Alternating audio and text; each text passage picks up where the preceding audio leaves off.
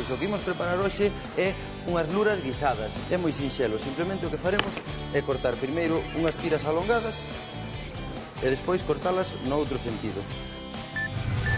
Sofrixir? Non sei. Frixir sí, pero sofrixir non me soa moi. Eu creo que, non sei. Dicilo, sofrixir, dicilo outra vez, non sei. O noso trago de hoxe chamase Honey Honey. Comezamos con 2 iogures naturales, 3 culleriñas de mel. Por moito que cozamos, nunca vamos a ter un puré denso e teremos pois unha masa como esta. Como xa sabedes, todo ten arranxo. En que o imos a reconverter? Nunha riquísima sopa de mariscos. Ola amigos, benvidos de novo a vosa cociña favorita. Sabedes que teño aquí esta pedazo de lura, máis que lura é un lurón. É o protagonista da nosa receita de hoxe. Pero queredes coñecer en profundidade o desafío? Ímolo ler do portátil. Ben, este correo envíanolo Mercedes, dende Pontedeva. Mercedes contanos que está intentando introducirse no mundo da cociña. Atrás quedaron os tempos de estudante nos que levaba a Compostela o caldo e a fabada no tupperware. E o caso é que outro día Mercedes viu na peixería unhas luras con moi boa pinta e pensou en mercalas. Ao final as luras quedaron no expositor porque se deu conta de que a única maneira que coñecía de preparalas era converténdoas nos clásicos anéis de lura e rebozalos. E para facelas dun día para outro íanselle quedar un pouco secas. Entón Mercedes pídenos que lle axudemos cunha receita de luras que as poida preparar a noite para xantalas ao día seguinte.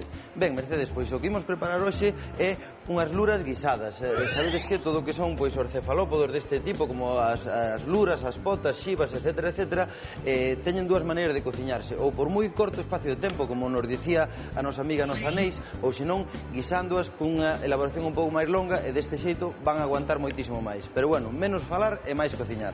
Entón, o primeiro que imos a facer é arrancar o que o refogado inicial. Ímolo preparar en primeiro termo con ceboliña, allo porro e cenoria. Entón, imos falando sempre, como sabedes, da orde de dureza. Vamos a dar lume xa a nosa pota e comenzaremos coa cenoria, de acordo? Poñemos por aquí e o máis duro é o primeiro que vamos introducir no noso refogado. Cortamos en discos. Esta salsa non a imos pasar ao final, co cal, pois, vai a quedar o corte da hortaliza o mesmo que do principio. Por iso temos que cortar, pois, unhos discos medianamente regulares. O allo porro que faremos é cortarlle a súa parte máis dura, por onde está preso, pola parte das raíces, e simplemente cortaremos a metade e daremoslle este corte. E deste xeito xa o podemos engadir o arranque do noso guiso. Así, deste xeito, de acordo? Para dentro, e temos aquí dúas ceboliñas. As ceboliñas tamén cortámolas nunha paisana. Cortamos a parte de embaixo. Vou coller un cacharriño de madeira para ilo movendo. Este mismo. E baixámoslle un pouquiño porque non temos demasiado xénero na pota, entón podesenos chegar a queimar. E non lle quero engadir o sal porque non quero neste caso que suen demasiado. A ceboliña dámoslle uns cortes neste sentido e xa cortamos unha paisana. Eu coido que con dúas ceboliñas deste tamaño é máis que suficiente. Se queredes utilizar cebola tamén valería perfectamente, de acordo? Cortamos así. Un par de cortes, xa vedes que esta cebola é moi tenra e moi finiña, co cal tampouco a temos que cortar demasiado. Con que vayan estos dadiños medianamente homoxéneos sería máis que suficiente. Introducimos o refogado, isto tamén para dentro, isto xa o desbotamos. Ben, seguimos co refogado e xa imos a cortar a lura. O que vou a facer é aproveitar a parte da vaina superior, de acordo? Esta zona. Normalmente, inda que o pescadeiro xa non la venda limpa, pois é bo abrila e pasarlle un auga na súa parte de dentro porque sempre trae pois algunha babiña ou algunha telarcilla, xa vedes, é moi sinxela de lavar. Pasámola por auga, arrancamos un pouquiño pois todos os restos de vísceras que poidan quedar e xa temos lista. Co caso das luras pasa un pouco como cando vos comento, por exemplo, pois para cortar tomates, pementos, ten unha parte na que o coitelo fende mellor que outra. Entón o que faremos é cortala sempre pola parte de dentro. É moi sinxelo, simplemente o que faremos é cortar primeiro unhas tiras alongadas e despois cortalas no outro sentido. Con isto sí que tedes que ter un poquinho de cuidado, porque sabedes que a lura é bastante xelatinosa pola parte de dentro, entón se cortamos demasiado rápido ou non temos demasiada práctica podemos chegar a cortarnos. Entonces, cun poquinho de calma, de acordo? Se queredes, pois incluso podemos amontonala deste xeito para que o coitelo traballe mellor. E cortamos sempre dándolle moito corte ao coitelo, de acordo? Para que saian esos dados uniformes e non derrape e así non temos risco ningún de cortarnos. De acordo? Témola así lista, damoslle outra volta este refogado e o que vou a facer é coller un platiño para ila colocando. Engadirémola un poquinho máis adiante, cando xa as nosas verduriñas estén ben refogadas. Collémolo por aquí e para dentro. O que vou facer tamén é aproveitar parte dos tentáculos para integrarlos ao noso refogado. Vedes, tamén, pois normalmente o pescadeiro adoita a servilos limpos. Xa non traen o bico, esa parte máis dura de dentro, entón xa os temos completamente limpos. E o que fago é abrilos pola metade, vedes, para que queden completamente os rabos abertos. Quitamos esta parte do fondo que normalmente pois tamén trae algo de víscera, esta parte non a imos aproveitar. E simplemente cortaríamos do mesmo xeito no que cortamos a vaina da lura. Perfecto. Estos cachos, como son un poquinho máis finiños, podemos deixalos máis longos. E os temos completamente limpos, xa deixámolos por aquí e aproveitamos para botarnos a rúa. Imos a preguntar hoxe, sabedes, polos típicos termos de cociña. Hoxe preguntamos que significa sofrixir. Canto sabes de cociña?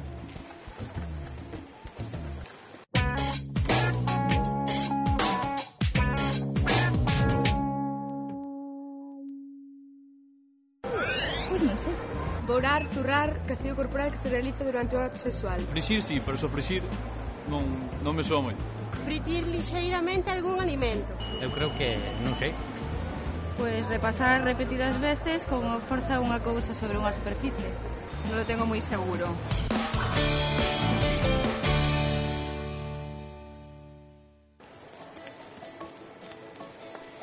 Máis tarde voltaremos á rúa e, ao final do programa, a solución. Vedes que xa temos as hortalizas refogadiñas, engadimos agora estes dadiños de calamar que preparamos. Refogamos ben, e o que imos a facer é, cando xa este mínimamente cociñado, é dicir, cando cambie a súa cor, cando mude desta cor translúcida un pouquiño máis cociñada, engadiremos un pouquiño de viño branco e as patacas. Entonces eu vou ir adiantando xa o corte das patacas. Ímolas cortar neste caso en dados, de acordo?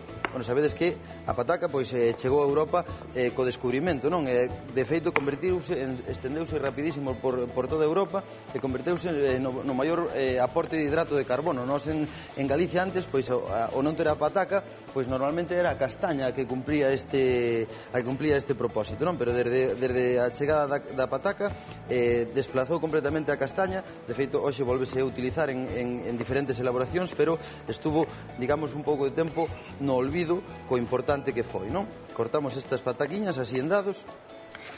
Eu coido que neste caso, pois para esta cantidade, con 2-3 patacas sería máis que suficiente. Sabedes tamén que, pois dependendo do tamaño da pataca, adoitanse dar pois diferentes elaboracións. Era moi típico, pois a xente que sementaba patacas xa no momento da recolleita, apartar as patacas máis pequenas, por exemplo, xa para guisos, non? Ese tipo de cousas hai que telas tamén en conta. Se temos a pataca nova pequena, enteiriña pelada, tamén valería perfectamente para este tipo de guisos ou estofados. No caso de patacas grandes, pois cortalas en dados. Vedes que o tamaño máis ou menos é o mesmo que o do calamar, non? A idea é de que quede pois medianamente caldosiño. Entón o tema é que se o queremos comer con culler, pois ten que estar todo cortado. Entón por eso precisamente lle dou este corte similar ao tamaño que cortei a lura. Cortamos máis ou menos así 3 láminas para que nos hayan eses dadiños de 1 centímetro de lado aproximadamente. E antes de engadir a pataca é cando imos levantar co viño, de acordo? Para que a pataca, que é moi porosa, tampouco se empape dese viño e de despois ese sabor alcohólico, non? Vedes que a lura xa vai collendo ese ton rosado típico de que cando empeza a estufar, este é o momento de levantar o lume a tope e engadir o viño branco. Deixamos que colla un pouco de temperatura, se vedes que empeza a fumegar con un pouquiño máis de forza, e o que facemos é ter preparado o viño branco. Neste caso, imos utilizar albariño. Xa cando fumega ben é cando yo engadimos. Vedes xa enseguida empeza a evaporar, que isto, pois, o que nos está a dicir é que temos unha temperatura ideal na nosa pota. Seguimos traballando hasta que remate de refogar, mentres eu vou quitando isto por aquí, pasándolle un pano ao coitelo, pois xa sabedes que a fécula, cando seca, enseguida queda marcada. Cando é un húmedo é moi sinxela de quitar, queda o coitelo completamente limpo, pero en seco xa sabedes esas típicas marquiñas blancas que nos quedan, non? Veña, levantamos, isto xa vai cheirando de maravilla. E o chícharo, como vos decía, engadirémolo ao final. Se vedes por aquí o resto dos ingredientes, vedes que teño un pouquiño de pimentón picante, un chile seco e un pouquiño de allo. Poderíamos engadirlo ao principio, sí, pero eu coido que neste tipo de estufados que van a estar, ou guisos que van a estar pois cociñando durante certo tempo, ese sabor inicial que lle iba a dar o allo e que lle iba a dar o chile pérdese por unha cocción prolongada. Entón eu o que adoito facer neste tipo de elaboracións é facer un refrito aparte e engadirlo no último momento, máis ou menos cando engadamos os chícharos. Veña, xa vedes que prácticamente non queda nada de líquido. E o que facemos agora é engadir as patacas. Perfecto. Sempre, como sabedes, adecuando o tamaño da tixola, que non este moi apretado, pero que tampouco este demasiado disperso, porque senón poderíasenos agarrar e poderíasenos queimar, non? Vale, perfecto. Deixamos isto refogando, paramos un pouquiño e preparamos o noso combinado de hoxe. Imos o misturado.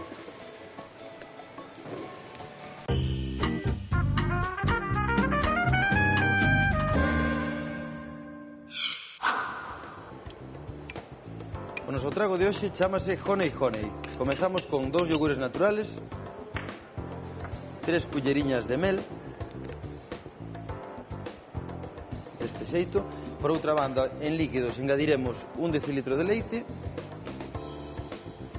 e o zume de medio limón para darlle un puntiño ácido. Non vos pasedes co zume de limón, de acordo?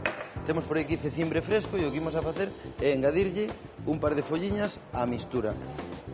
Poñemos o robot a triturar e temos por aquí o vaso no que o imos a server coa súa cana e vamos a aproveitar esa folliña de cecimbre tamén para poñerlla de decoración, de acordo?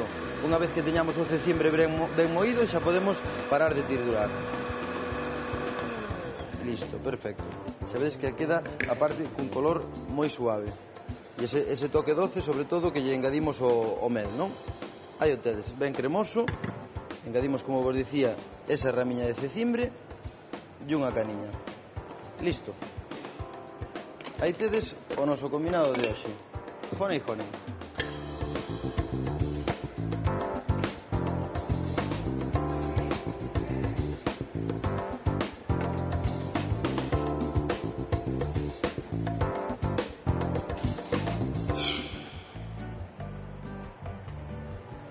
Estamos a preparar agora o refrito que llevamos en engadir. Vedes, aceite suave, unha balsiña de aproximadamente medio centímetro, nunha tixola deste tamaño sería máis que suficiente.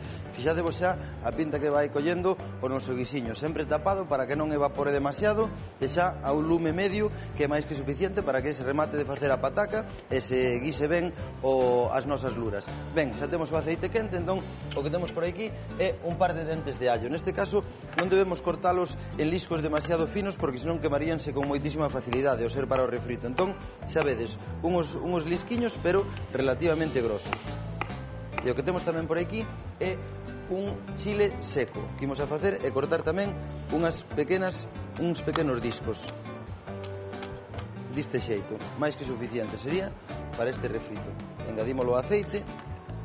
E como vos teño comentado, cando engadimos allo, pois o aceite, por exemplo, ou estes chiles que tamén, pois se queman demasiado poden dar sabor amargo, sempre debemos ter a man un pouquiño máis de aceite, no caso de que sexa necesario baixar un pouco a temperatura para que non se nos queime. Pero xa vedes que o que fixen foi telo no lume uns segundiños, 30-40 segundos, cando xa vemos que empeza a fumegar, retirámoslo e facemos este refogadiño do allo xa fora do lume, de acordo?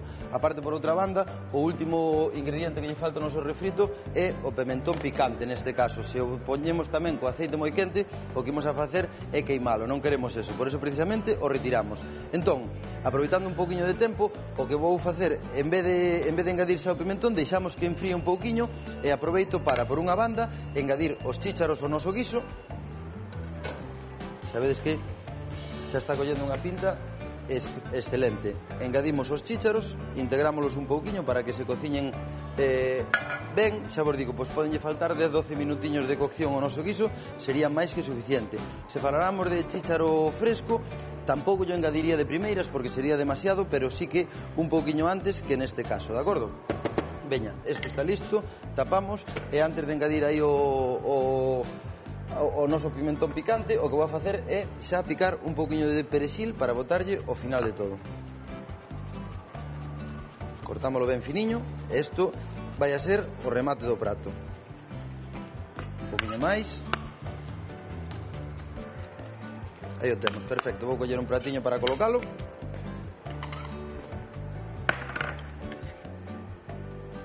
Listo.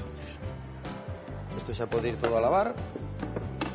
E o que facemos agora, vedes que xa o allo prácticamente non está nin cocendo, xa non vemos ningún tipo de burbulla, o que nos di que estamos nunha temperatura adecuada. Este é o momento de engadir o pimentón. Isto é un pouco o gusto, pois tamén o que se adoita facer pois nas casas é ter o típico boteciño de pimentón e misturar un pouco de pimentón doce, pimentón picante. Eu neste caso, a min gustame que as luras teñan ese toque picante. Se vos, pois, por calquera motivo non lle queredes meter o picante, podedes utilizar pimentón doce sin ningún tipo de problema. Vedes que o pimentón segue mantendo a súa cor roxa viva. Se nós o facemos ao lume, o que imos conseguir é unha cor marrón tostada, pouco atractiva, pero sobre todo o peor é que de sabor vai estar moi mal, vai a tirar sempre a queimado, de acordo?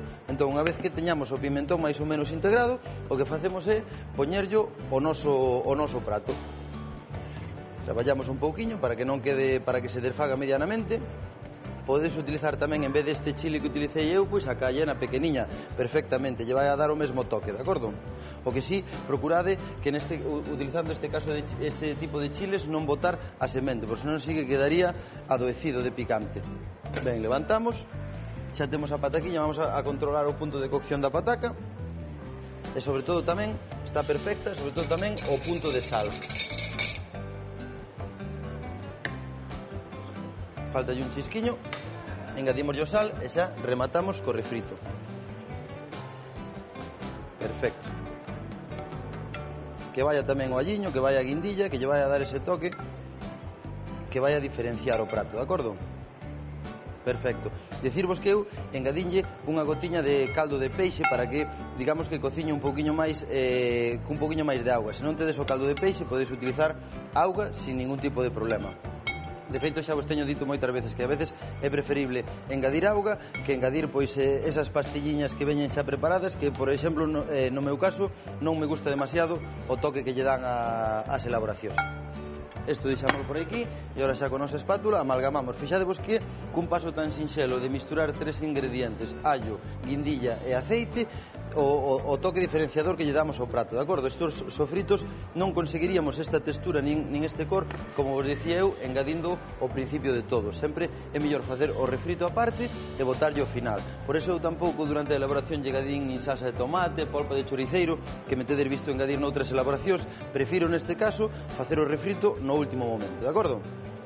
Témolo perfecto e agora o único que nos faltaría é poñerlle o perexil, tapar fora do lume e 3 minutiños de reposo, de acordo? Veña, pois isto deixámoslo reposando un pouco e imos a intentar arreglar o desastre de hoxe. Imos o todo ten arranxo.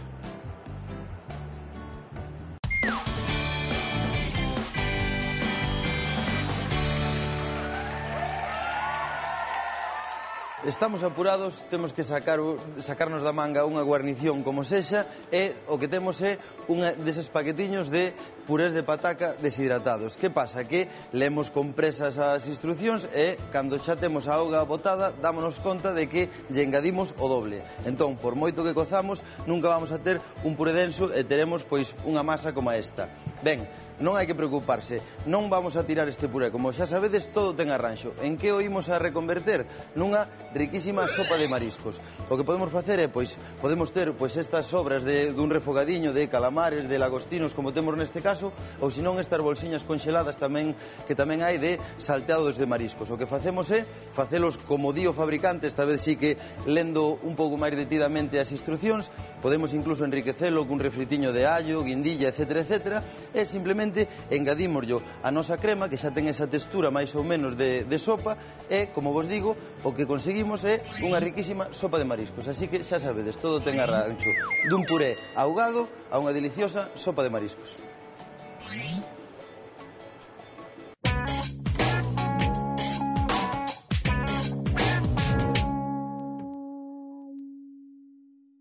Sofrixir. Pasar repetidas veces e con forza unha cousa sobre unha superficie. Fritir lixeiramente algún alimento. Non sei. Sofrixir. Fritir lixeiramente algún alimento. Fritilo, sofrixir, fritilo outra vez ou algo, non sei. Parece mentira. Sofrixides todos os días. Calquera cociñeiro, por neófito que sexa, ten feito esta acción 40.000 veces. Non é máis que darlle unha lixeira fritura ao xénero, normalmente as hortalizas. Por exemplo, no caso particular do prato de hoxe, dadevos conta cando fixemos ese arranque con allo porro, con ceboliña, con cenoria, e o refogamos por breve espacio de tempo antes de engadir a lura, eso precisamente é sofrixir, de acordo? Estades fartos de facelo. Imos ao empratado de hoxe.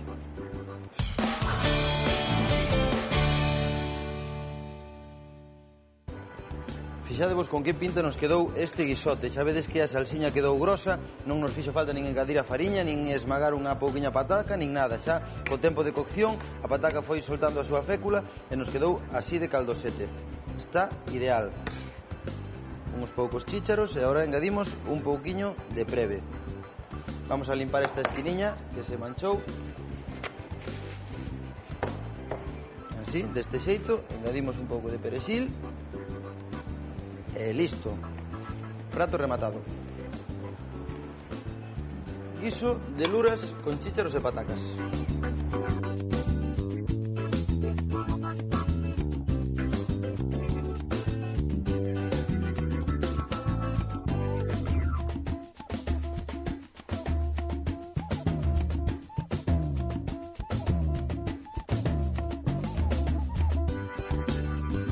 Ben, Mercedes, que nos escribises dende Pontedeva. Aquí tes unha maneira de preparar esas luras, pero sin risco de que che queden secas o día seguinte. Facendo tipo guiso ou estofado, inda, se me apuras, diríache que están millor o día seguinte que o propio día que as pasas. Así que xa sabes, a practicalo na casa. E vos, amigos, xa sabedes, enviai desafíos ao noso enderezo para seguir cociñando aquí, en Ata Cociña. Vémonos no próximo programa.